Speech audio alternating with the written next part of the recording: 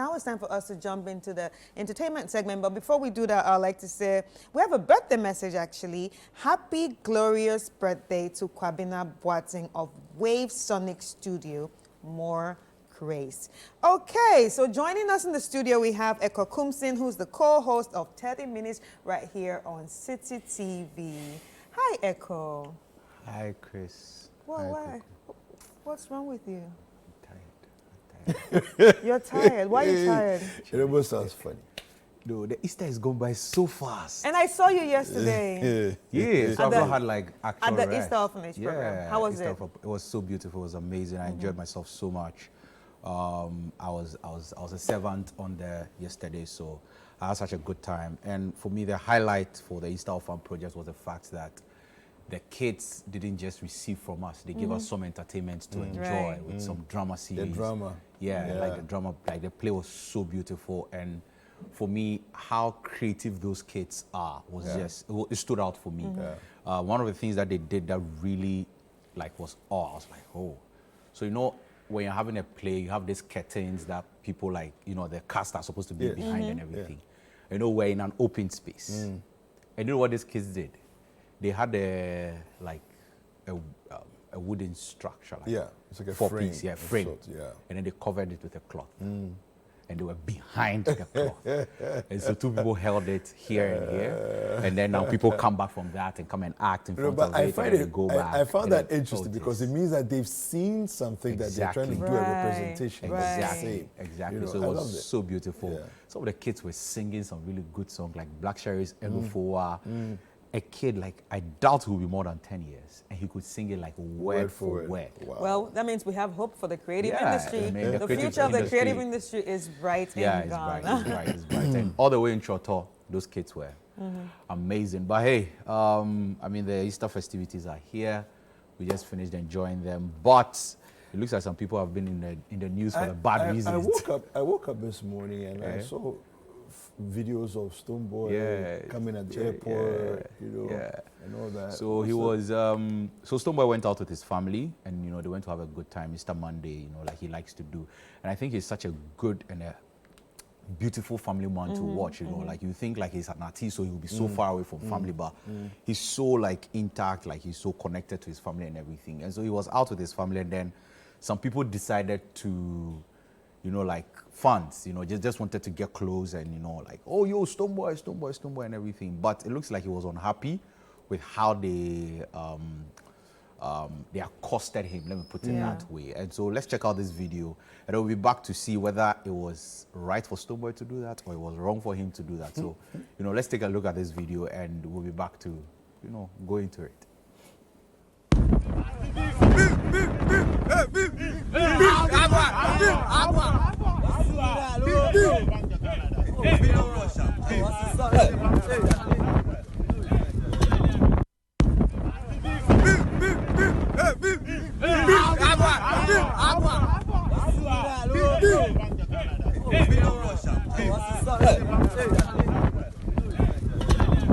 Well, it looks like he was unhappy with how they tried to accost him and everything. And people would always want to build agenda out of this, because once you have enemies or haters, people who don't like you, they'll try to go guns blazing, oh, people should boycott his concerts. Stonebwoy is very, very rude.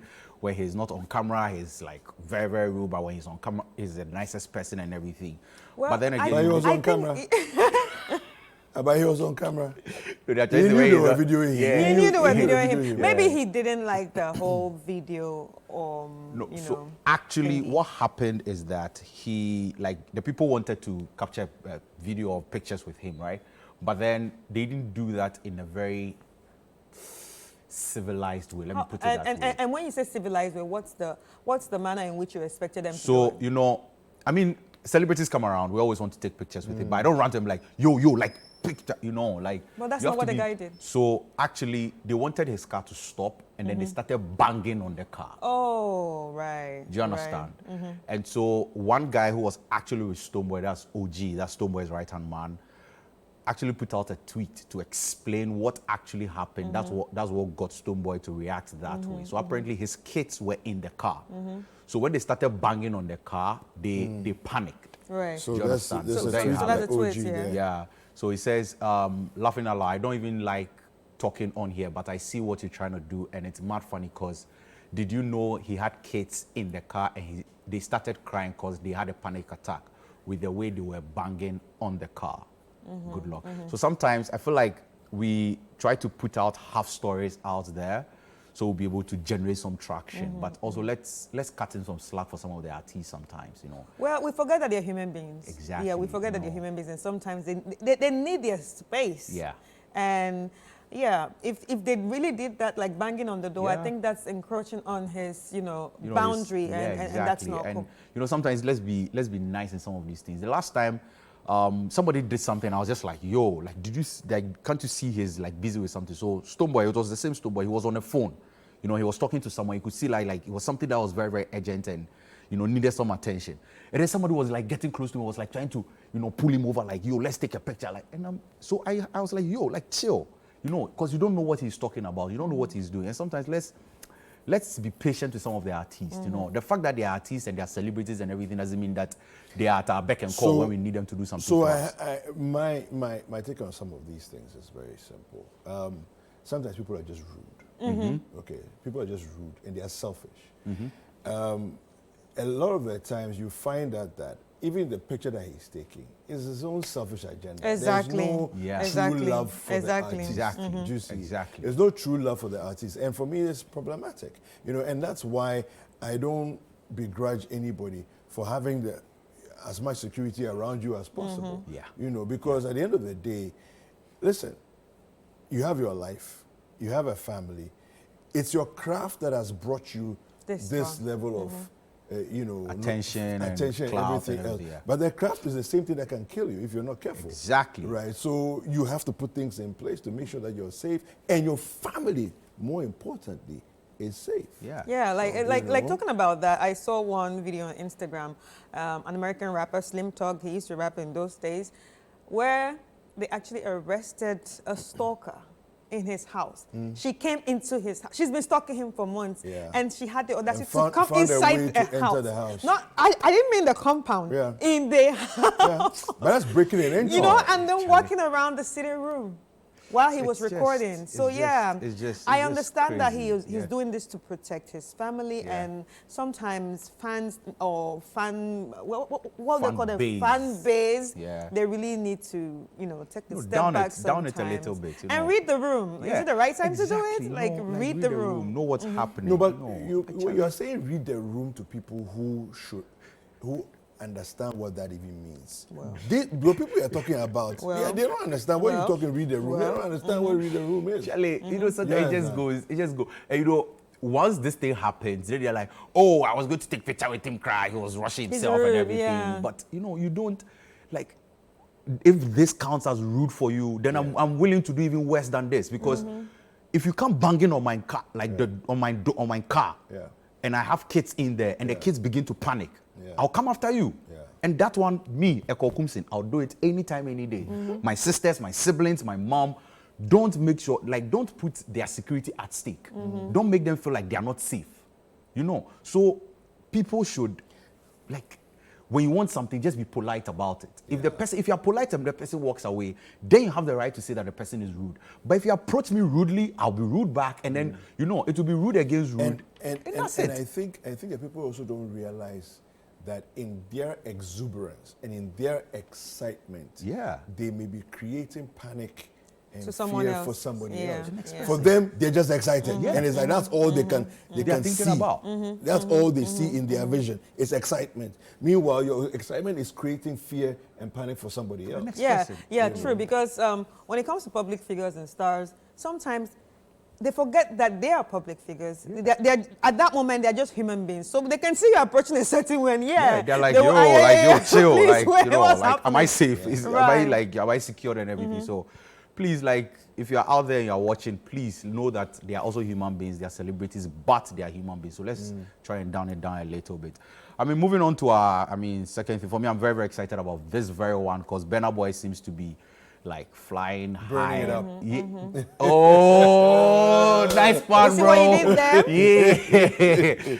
But then he seems to be like doing the most. And it's like, one sold out show to the next, to the next, to the next. And the newest one is the Oakland Arena, 19,000 plus capacity. But he actually said it that what he's going to be doing now is selling out arenas and stadiums, and he's doing this. Like, for me, I mean, when I watch some of these things, and I'm like, yo, like Oakland, and this was over the Easter festivities, like being able to sell out the Oakland Arena, and this is what stands out for me. The average ticket for this concert, this particular concert, was $239. Average ticket. That's the average. I like what I'm hearing. And people and it's still sold out. And it's still sold out. Yeah. You have over 19,000 people. That means that the least somebody is going to pay is going to be from $200 upwards to like $1,000 or something. And people are still paying to go. And mind you, this is not the main Love Damini concert. The main one will be happening in July in a 40,000 capacity stadium. Thank you. So this was That's just this is like the build-up. It was just practicing. We actually have a video. Yeah. We actually so have let's check out the yeah. video because it was next level, man. My feelings today swing like feelings today. Timpani kachuru achuru. On my white dog in Fendi Suru. Why you say I did nothing for you, but I for do anything. Timpani kachuru achuru. On my white dog in Fendi Suru. Why you say I did nothing for you, but I for do anything. Maybe another time, maybe another life, you. What?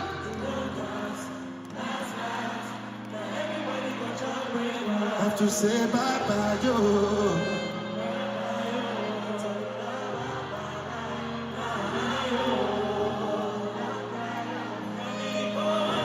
Have to say bye-bye, yo.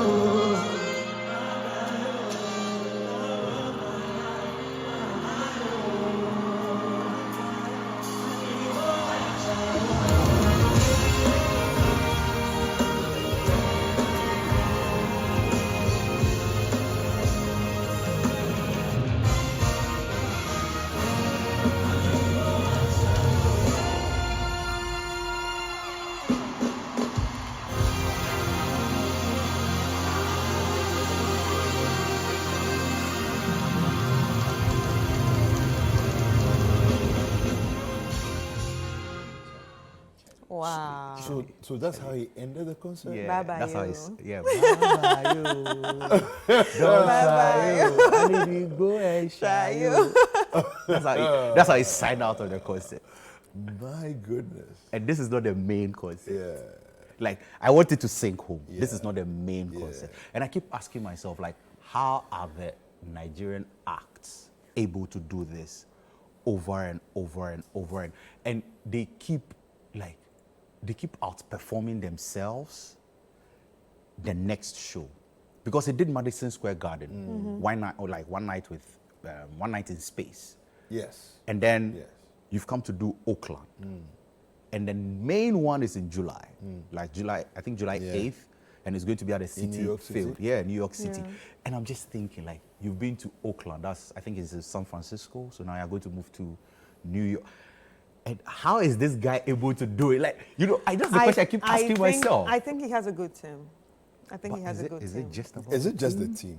Well, if you're hungry enough, I think you will get there. Man, like this, if this is like hunger, hey man, then our people are not hungry at all. I don't Like, think so. man, Are people? Because No, I'm I just, like, I think it's more than You know, there are different levels of hunger. I Anyways. think it's more than that. I think it's more than that. I think, so generally speaking, globally, Africa is in a renaissance. Yeah. Right? Yeah. Globally. You can see that in so many different ways, right? Now, on one hand, the Nigerian creative industry, movies and music, are driving the creative front Yeah. big time globally, right? Yeah. On the other hand, you're finding that the people who are outside wanting to come to Africa are choosing Ghana as a destination of option as opposed to Nigeria. Nigeria, yeah. Do you understand? Now, for me, what I say is that there should be a synergy between these two to say that if we're going out there, Ghanaians are going to ride on Nigerians to go out. So we all go together. If they're coming back home, Nigerians should ride on Ghanaians and let's all welcome them back home. Do you understand? For me, it's not about you or us or you, but like but collaboration to make it happen. Let's benefit from each other's experience. Because you see, there are things that happen organically, and we can spend forever sitting here trying to figure out why it's happening, and we will never really understand it. Right? Think about it. 1, 2, 3, 4 Africans, one is a Nigerian. Every 4 Africans you count, one is a Nigerian. How are you even going to compete with that? Do you understand? So smart up about it and play with it. I like the way you're saying play with it because smart up about it and let it work for you.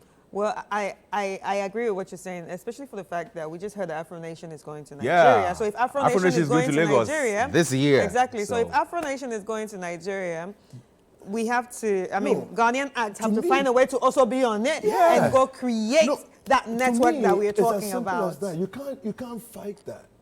Do you understand? Echo, think about it. Let's count the Africans on the continent. Every 4th African you count is a Nigerian. The entire continent. How are you going to compete with that? Like those guys. So instead of us arguing the wrong arguments, let's rather look for Collaboration. collaborative ways that we can collaborate to be able to push some of these things. Because looking at the feature that even Black Sheriff had with Burna Boy, that was a slingshot for him. Like, boom, he was gone, and you know his song was being played at the NBA finals and like the All-Star game and everything. People now got to hear like, oh, who is Black Sheriff? Oh, now this and everything. And now he's performing on like global stages. For me, I always say this. That's for me what it's all about. We need to stop the unnecessary fights and rather see how we can collaborate. And when I feel like sometimes we overly try to compare ourselves. Too much. And then it becomes like, oh, but why are they doing this? Rather than how are they doing this? And how can we be part of it? Exactly. I mean, the comparison is so much and it's so unhealthy. Because you keep on comparing. You see yourself doing nothing, then just comparing. Because, you know, we should always ask, and that's the key thing we should ask. How are they doing it? How can we also do same or even better? Better, I doubt. But how can we try to replicate it? Because let me tell you, for somebody to be able to sell out a stadium, an artist to be able to sell out a stadium in Ghana, and there's no shade to anyone, and nobody should come for me, it has to be a free event. Well, yeah.